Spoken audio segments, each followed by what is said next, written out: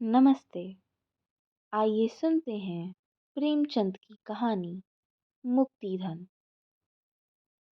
भारतवर्ष में जितने व्यवसाय हैं उन सब में लेन देन का व्यवसाय सबसे लाभदायक है। आमतौर पर सूद की दर 25 रुपये सैकड़ा सालाना है। प्रचुर स्थावर या जंगम संपत्ति पर 12 रुपये सैकड़े सालाना सूद लिया जाता है। इससे कम ब्याज पर रुपया मिलना प्रायः असंभव है। बहुत कम ऐसे व्यवसाय हैं जिनमें 15 रुपये सैकड़े से अधिक लाभ हो, और वह भी बिना किसी झंझट के। उस पर नजराने की रकम अलग, लिखाई दलाली अलग, अदालत का खर्चा अलग। ये सब रकमें भी किसी न किसी तरह महाजन ही की जेब में जाती हैं। यही कारण है कि यहाँ लेन देन का धंधा इतना तरक्की पर है। वकील, डॉक्टर, सरकारी कर्मचारी, जमींदार, कोई भी जिसके पास कुछ फालतू धन हो वह व्यवसाय कर सकता है। अपनी पूंजी का सदुपयोग का यह सर्वोत्तम साधन है। लाला दाऊ दयाल भी इसी श्रेणी के महाजन थे। वे कचहरी में मुख्तारगिरी करते थे और जो कुछ बचत होती थी उसे 25-30 रुपये सैकड़ा वार्षिक ब्याज पर उठा देते थे। उनका व्यवहार अधिकतर निम्न श्रेणी के मनुष्यों से ही रहता था। उच्च वर्ण वालों से वे चौकन्ने रहते थे, उन्हें अपने यहाँ फटकने भी न देते थे। उनका कहना था, और प्रत्येक व्यवसायी पुरुष उसका समर्थन करता है, कि ब्राह्मण, क्षत्रिय या कायस्थ को रुपया देने से यह कहीं अच्छा है कि रुपया कुएं में डाल दिया जाए। इनके पास रुपए लेते समय तो बहुत संपत्ति होती है, लेकिन रुपए हाथ में आते ही वह सारी संपत्ति गायब हो जाती है। उस पर पत्नी, पुत्र या भाई का अधिकार हो जाता है, अथवा यह प्रकट होता है कि उस संपत्ति का अस्तित्व ही ना था। इनकी कानूनी व्यवस्थाओं के सामने बड़े बड़े नीति शास्त्री के विद्वान भी मुंह की खा जाते हैं। लाला दाऊ दयाल एक दिन कचहरी से घर आ रहे थे। रास्ते में उन्होंने एक विचित्र घटना देखी। एक मुसलमान खड़ा अपनी गऊ बेच रहा था और कोई आदमी उसे घेरे खड़े थे। कोई उसके हाथ में रुपए रखे देता था, कोई उसके हाथ से गऊ की पगैया छीनने की चेष्टा करता था। किंतु वह गरीब मुसलमान एक बार उन ग्राहकों के मुंह की ओर देखता था और कुछ सोचकर पगैया को और भी मजबूत पकड़ लेता था। गऊ मोहनी रूप थी, छोटी सी गर्दन, भारी पुट्ठे और दूध से भरे हुए थन थे। पास ही एक सुंदर बलिष्ठ बछड़ा गऊ की गर्दन से लगा हुआ खड़ा था। मुसलमान बहुत क्षुब्ध और दुखी मालूम होता था। वह करुण नेत्रों से गऊ को देखता और दिल मसोस कर रह जाता था। दाऊ दयाल गऊ को देखकर रीझ गए। पूछा, क्यों जी, ये गऊ बेचते हो? क्या नाम है तुम्हारा? मुसलमान ने दाऊ दयाल को देखा तो प्रसन्न मुख उसने समीप जाकर बोला, हाँ हुजूर, बेचता हूँ। दाऊ, कहाँ से लाए? तुम्हारा नाम क्या है? मुसलमान, नाम तो है रहमान, पचौली में रहता हूँ। दाऊ, दूध देती है? मुसलमान, हाँ हुजूर, एक बेला में 3 सेर दूह लीजिए, अभी दूसरा ही तो बेत है। इतनी सीधी है कि बच्चा भी दूह ले। बच्चे पैर के पास खेलते रहते हैं, पर क्या मजाल की सिर भी हिलावे। दाऊ, कोई तुम्हें यहाँ पहचानता है? मुख्तार साहब को शुबा हुआ कि कहीं चोरी का माल ना हो। मुसलमान, नहीं हुजूर, गरीब आदमी हूँ, मेरी किसी से जान पहचान नहीं है। दाऊ, क्या दाम मांगते हो? रहमान ने 50 रुपए बतलाए। मुख्तार साहब को 30 रुपए का माल जचा। कुछ देर तक दोनों ओर से मोल भाव होता रहा। एक को रुपयों की गरज थी और दूसरे को गऊ की चाह। सौदा पटने में कोई कठिनाई न हुई। ₹35 पर सौदा तय हो गया। रहमान ने सौदा तो चुका दिया, पर अब भी वह मोह के बंधन में पड़ा हुआ था। कुछ देर तक सोच में डूबा खड़ा रहा, फिर गऊ के लिए मंद गति से दाऊ दयाल के पीछे पीछे चला। तब एक आदमी ने कहा, अबे हम ₹36 देते हैं, हमारे साथ चल। रहमान, नहीं देते तुम्हें, क्या कुछ जबरदस्ती है? दूसरे आदमी ने कहा, हमसे ₹40 ले ले, अब तो खुश हुआ। यह कहकर उसने रहमान के हाथ से गाय को लेना चाहा, मगर रहमान ने हामी ना भरी। आखिर उन सब ने निराश होकर अपनी राह ली। रहमान जब जरा दूर निकल गया तो दाऊ दयाल से बोला, हुजूर, आप हिंदू हैं, इसे लेकर आप पालेंगे, इसकी सेवा करेंगे। ये सब कसाई हैं, इनके हाथ में ₹50 भी कभी ना बेचता। आप बड़े मौके से आ गए, नहीं तो ये सब जबरदस्ती से गाँव को छीन ले जाते। बड़ी विपत में पड़ गया हूँ सरकार, तब ये गाय बेचने निकला हूँ, नहीं तो इस घर की लक्ष्मी को कभी न बेचता। इसे अपने हाथों से पाला पोसा है, कसाईयों के हाथ कैसे बेच देता? सरकार, इसे जितनी भी हो खली देंगे, उतना ही ये दूध देगी। भैंस का दूध भी इतना मीठा और गाढ़ा नहीं होता। हुजूर, आपसे एक अर्ज है, अपने चरवाहे को डांट दीजिएगा कि इसे मारे पीटे नहीं। दाऊ दयाल ने चकित होकर रहमान की ओर देखा। भगवान, इस श्रेणी के मनुष्य में भी इतना सौजन्य, इतनी सहृदयता। यहाँ तो बड़े बड़े तिलक त्रिपुंडधारी महात्मा कसाईयों के हाथ गौएं बेच जाते हैं, एक पैसे का घाटा भी नहीं उठाना चाहते। और यह गरीब ₹5 का घाटा सहकर इसलिए मेरे हाथ गऊ बेच रहा है कि ये किसी कसाई के हाथ ना पड़ जाए। गरीबों में इतनी समझ हो सकती है। उन्होंने घर आकर रहमान को रुपए दे दिए। रहमान ने रुपए गांठ में बांधे, एक बार फिर गऊ को प्रेम भरी आंखों से देखा और दाऊ दयाल को सलाम करके चला गया। रहमान एक गरीब किसान था और गरीब के सभी दुश्मन होते हैं। जमींदार ने इजाफा लगान का दावा दायर किया था। उसी की जवाबदेही करने के लिए रुपयों की ज़रूरत थी। घर में बैलों के सिवा और कोई संपत्ति ना थी। वह इस गऊ को प्राणों से भी प्रिय समझता था, पर रुपयों की कोई तदबीर न हो सकी तो विवश होकर गाय बेचनी पड़ी। पचौली में मुसलमानों के कई घर थे। अब की कई साल के बाद हज का रास्ता खुला था। पाश्चात्य महासमर के दिनों में राह बंद थी। गांव के कितने ही स्त्री पुरुष हज करने चले। रहमान की बूढ़ी माता भी हज के लिए तैयार हुई। रहमान से बोली, बेटा, इतना सबाब करो, बस मेरे दिल में यही एक अरमान बाकी है। इस अरमान को लिए हुए दुख क्यों दुनिया से जाऊं? खुदा तुमको इस नेकी की सज़ा फल देगा। मातृभक्ति ग्रामीणों का विशिष्ट गुण है। रहमान के पास इतने रुपए कहाँ थे कि हज के लिए काफ़ी होते, पर माता की आज्ञा कैसे टालता। सोचने लगा, किसी से उधार ले लूं, कुछ अब की ऊख पेर कर दे दूंगा, कुछ अगले साल चुका दूंगा। अल्लाह के फजल से ऊख ऐसी हुई कि कभी ना हुई थी। यह माँ की दुआ ही का फल था। मगर किससे लूं? कम से कम 200 रुपए हों तो काम चले। किसी महाजन से जान पहचान भी तो नहीं। यहाँ जो दो एक बनिए लेन देन करते हैं, वे तो असामियों की गर्दन ही रेतते हैं। चलूं लाला दादू दयाल के पास, इन सबसे तो वही अच्छे हैं।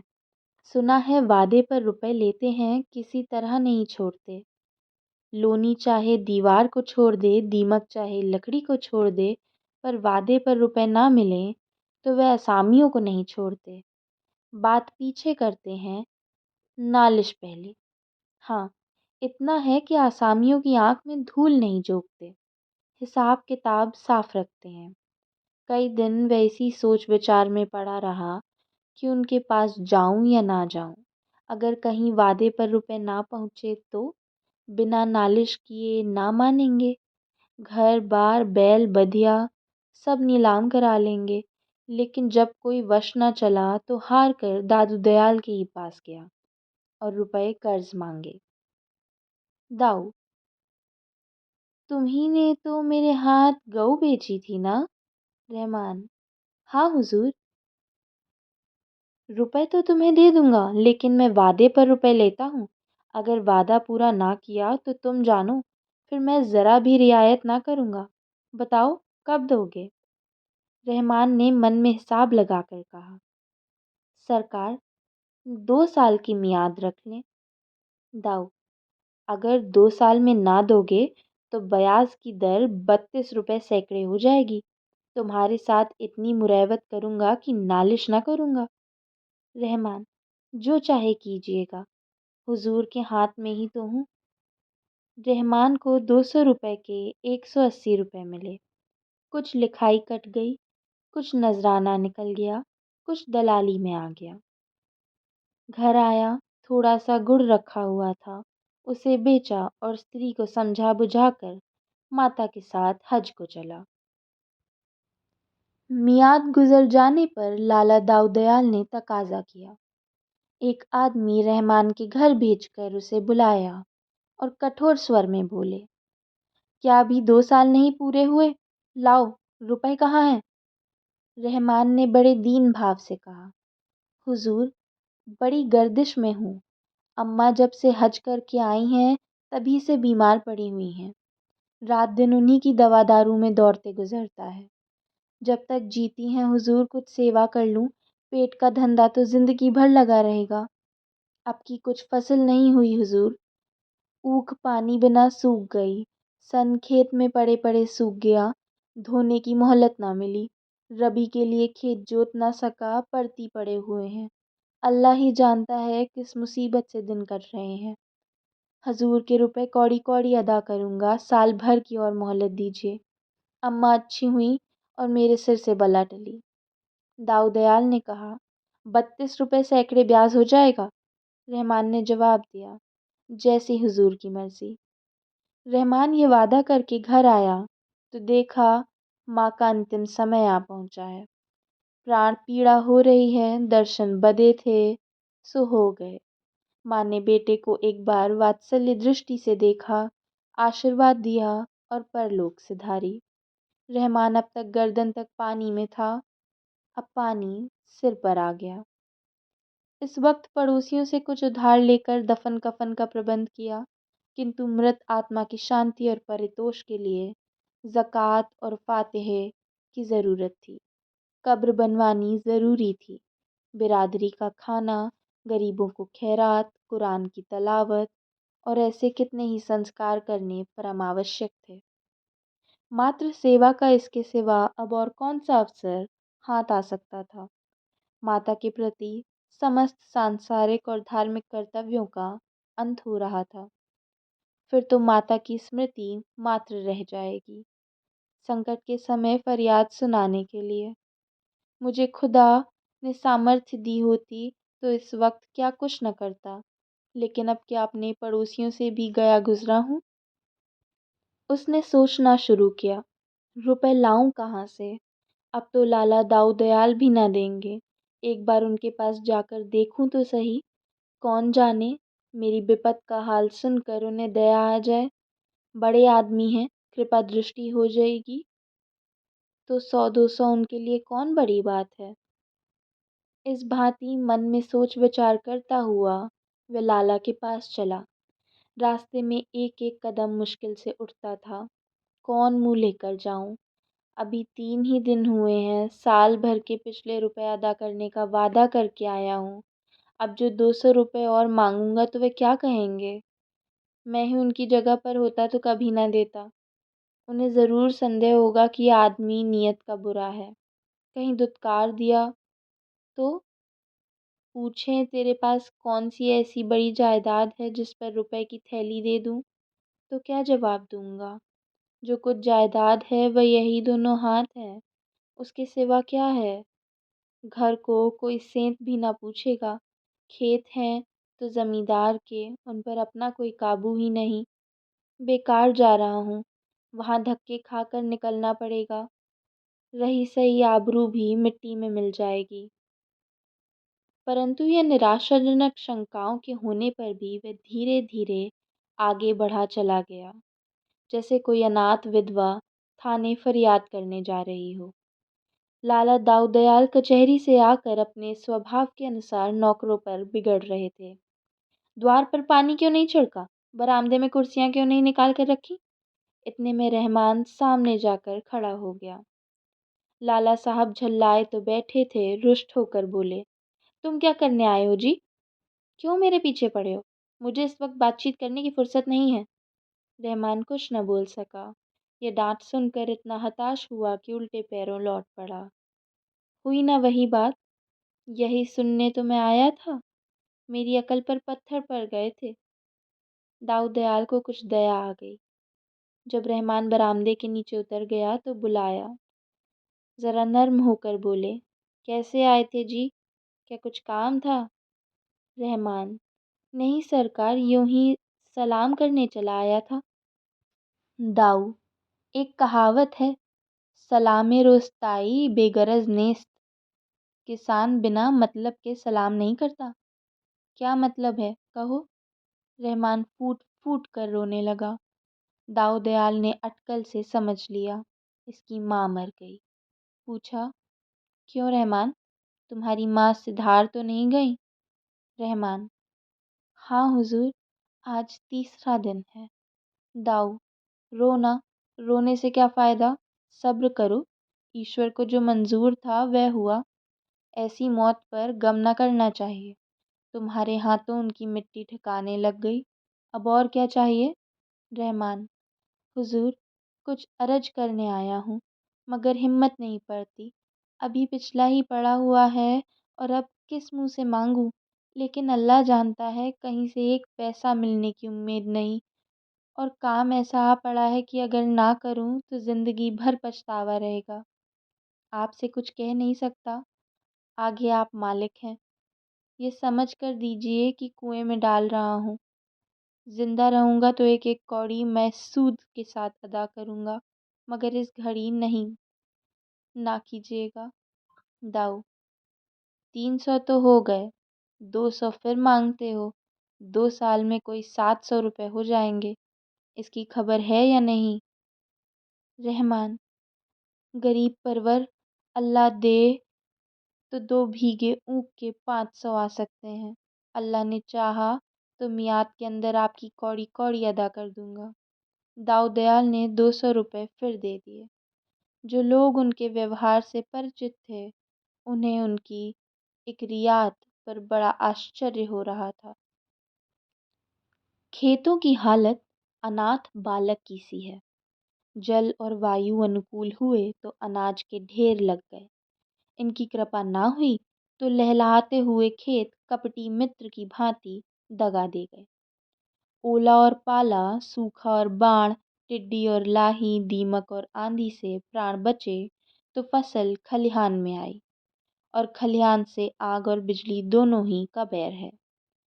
इतने दुश्मनों से बची तो फसल नहीं तो फैसला। रहमान का कलेजा तोड़कर मेहनत की, दिन को दिन और रात को रात न समझा। बीवी बच्चे दिलो जान से लिपट गए। ऐसी ऊख लगी कि हाथी घुसे तो समा जाए। सारा गांव दांते तले उंगली दबाता था। लोग रहमान से कहते, यार, आपकी तुम्हारे पौ 12 हैं, हारे दर्जे 700 कहीं नहीं गए, आपकी बेड़ा पार है। रहमान सोचा करता था, आपकी ज्यों ही गुड़ के रुपए हाथ आए सब के सब ले जाकर लाला को दे दूंगा। अगर वह उसमें से खुद 2-4 रुपए निकाल कर देंगे तो ले लूँगा, नहीं तो अब की साल और चूनी चोकर खाकर काट दूँगा। मगर भाग्य के लिखे को कौन मिटा सकता है। अगहन का महीना था। रहमान खेत की मेट पर बैठा रखवाली कर रहा था। ओढ़ने को केवल एक पुराने गाढ़े की चादर थी, इसलिए ऊख के पत्ते जला दिए थे। सहसा हवा का ऐसा झोंका आया कि जलते हुए पत्ते उड़कर खेत में जा पहुँचे। आग लग गई। गांव के लोग आग बुझाने दौड़े। मगर आग की लपटें टूटते तारों की भांति एक हिस्से से उड़कर दूसरे सिर पर जा पहुंचती थी। सारे उपाय व्यर्थ हुए। पूरा खेत जलकर राख का ढेर हो गया और खेत के साथ रहमान की सारी अभिलाषाएं नष्ट भ्रष्ट हो गईं। गरीब की कमर टूट गई, दिल बैठ गया, हाथ पांव ढीले हो गए, परोसी हुई थाली सामने से छिन गई। घर आया तो दाऊ दयाल के रुपयों की फिक्र सिर पर सवार हुई। अपनी कुछ फिक्र ना थी, बाल बच्चों की भी फिक्र ना थी। भूखों मरना और नंगे रहना तो किसान का काम ही है। फिक्र कर्ज की। दूसरा साल बीत रहा है। 2-4 दिन में लाला का आदमी आता होगा। उसे कौन सा मुंह दिखाऊंगा। चलकर उन्हीं से चिरौरी करूं कि साल भर की मोहलत और दीजिए। लेकिन साल भर में तो 700 के 900 हो जाएंगे। कहीं नालिश कर दी तो 1000 ही समझो। साल भर में ऐसी क्या हुन बरस जाएगी।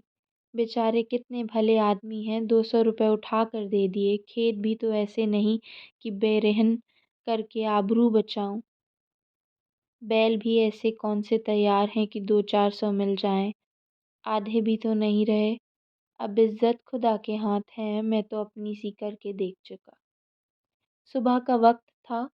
वह अपने खेत की मेड़ पर खड़ा था, अपनी तबाही का दृश्य देख रहा था। देखा, दाऊ दयाल का चपरासी कंधे पर लठ रखे चला आ रहा है। प्राण सूख गए। खुदा, अब तू ही इस मुश्किल को आसान कर। कहीं आते ही आते गालियां न देने लगे। या अल्लाह, कहाँ छिप जाऊं। चपरासी ने समीप आकर कर कहा, रुपए लेकर देना नहीं चाहते। मियाद कल गुजर गई, जानते हो ना सरकार की। एक दिन की भी देर हुई और उन्हें नालिश ठोकी, बेभाव की पड़ेगी। रहमान कांप उठा, बोला, यहाँ का हाल तो देख रहे हो ना। चपरासी, यहाँ हाल हवाल सुनने का काम नहीं। ये चकमे किसी और को देना। 700 रुपये ले चलो और चुपके से गिन कर चले आओ। रहमान, जमादार, सारी ऊख जल गई। अल्लाह जानता है अब की कौड़ी कौड़ी बेबाक कर देता। चपरासी, मैं यह कुछ नहीं जानता। तुम्हारी ऊख का किसी ने ठेका नहीं लिया। अब की चलो, सरकार बुला रहे हैं। ये कहकर चपरासी उसका हाथ पकड़कर घसीटता हुआ चला। गरीब को घर में जाकर पगड़ी बांधने का मौका न दिया। 5 कोस का रास्ता कट गया और रहमान ने एक बार भी सिर न उठाया। बस रह रह कर या अली मुश्किल कुशा उसके मुंह से निकल जाता। उसने जब इस नाम का भरोसा था, यही जब हिम्मत को संभाले हुए था, नहीं तो शायद वह वहीं गिर पड़ता। वह नैराश्य की उस दशा को पहुंच गया था जब मनुष्य की चेतना नहीं, उपचेतना शासन करती है। दाऊ दयाल द्वार पर टहल रहे थे। रहमान ने जाकर उनके कदमों पर सर रख दिया और बोला, खुदाबंद, बड़ी विपत पड़ी हुई है। अल्लाह जानता है कहीं का नहीं रहा। दाऊ, क्या सब ऊँख जल गई। रहमान, हुजूर सुन चुके हैं क्या। सरकार जैसे किसी ने खेत में झाड़ू लगा दी हो। गांव के ऊपर ऊँख लगी हुई थी। गरीब परवर, यह दैवी आफत ना पड़ी होती तो और तो नहीं कह सकता, हुजूर के उरिन हो जाता। दाऊ, अब क्या सलाह है, देते हो या नालिश कर दूं। रहमान, हुजूर मालिक हैं, जो चाहे करें। मैं तो इतना ही जानता हूँ कि हुजूर के रुपए सिर पर हैं और मुझे कौड़ी कौड़ी देनी है। अपनी सोच नहीं होती। 2 बार वादे किए, दोनों बार झूठा पड़ा। अब वादा ना करूँगा। जब जो कुछ मिलेगा लाकर हुजूर के कदमों पर रख दूँगा। मेहनत मजदूरी से पेट और तन काट कर जिस तरह हो सकेगा आपके रुपए भरूँगा। दाऊ दयाल ने मुस्कुराकर कहा, तुम्हारे मन में इस वक्त सबसे बड़ी कौन सी आरज़ू है। रहमान, यही हुजूर कि आपके रुपए अदा हो जाएं। सच कहता हूँ हुजूर, अल्लाह जानता है। दाऊ, अच्छा, तो समझ लो कि मेरे रुपए अदा हो गए। रहमान, अरे हुजूर, ये कैसे समझ लूँ। यहाँ ना दूंगा तो वहाँ तो देने पड़ेंगे। दाऊ, नहीं रहमान, अब इसकी फिक्र मत करो। मैं तुम्हें आजमाता था। सरकार, ऐसा ना करें। इतना बोझ सिर पर लेकर ना मरूंगा। दाऊ, कैसा बोझ जी? मेरा तुम्हारे ऊपर कुछ आता ही नहीं। अगर कुछ आता भी हो तो मैंने माफ़ कर दिया, यहाँ भी वहाँ भी। अब तुम मेरे एक पैसे के भी देनदार नहीं हो। असल में मैंने तुमसे जो कर्ज लिया था वही अदा कर रहा हूँ। मैं तुम्हारा कर्जदार हूँ, तुम मेरे कर्जदार नहीं हो। तुम्हारी गऊ अब तक मेरे पास है, उसने मुझे कम से कम 800 रुपये का दूध दिया है। 2 बछड़े नफ़े में अलग। अगर तुमने ये गऊ कसाईयों को दे दी होती तो मुझे इतना फ़ायदा क्यों होता? तुमने उस वक्त 5 रुपये का नुकसान उठाकर गऊ मेरे हाथ बेची थी। वह शराफत मुझे याद है। उस एहसान का बदला चुकाना मेरी ताकत से बाहर है। जब तुम इतने गरीब और नादान होकर एक गऊ की जान के लिए 5 रुपये का नुकसान उठा सकते हो, तो मैं तुम्हारी 100 गुनी हैसियत रखकर अगर 400-500 रुपये माफ़ कर देता हूँ तो कोई बड़ा काम नहीं कर रहा हूँ। तुमने भले ही जानकर मेरे ऊपर कोई एहसान ना किया हो, पर असल में वह मेरे धर्म पर एहसान था। मैंने भी तो तुम्हें धर्म के काम ही के लिए रुपए दिए थे। बस हम तुम दोनों बराबर हो गए। तुम्हारे दोनों बछड़े मेरे यहाँ हैं, जी चाहे लेते जाओ।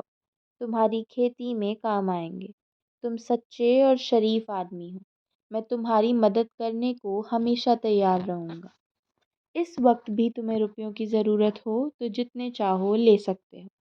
रहमान को ऐसा मालूम हुआ कि उसके सामने कोई फरिश्ता बैठा हुआ है। मनुष्य उदार हो तो फरिश्ता है और नीच हो तो शैतान। ये दोनों मानवीय प्रवृत्तियों ही के नाम हैं। रहमान के मुंह से धन्यवाद के शब्द भी ना निकल सके। बड़ी मुश्किल से आंसुओं को रोक कर बोला, हुजूर को इस नेकी का बदला खुदा देगा।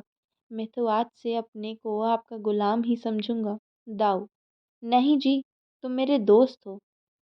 रहमान, नहीं हुजूर, गुलाम। दाऊ, गुलाम छुटकारा पाने के लिए जो रुपए देता है उसे मुक्ति धन कहते हैं। तुम बहुत पहले मुक्ति धन अदा कर चुके हो। अब भूल कर भी ये शब्द मुंह से ना निकालना। यह थी मुंशी प्रेमचंद की कहानी मुक्तिधन। धन्यवाद।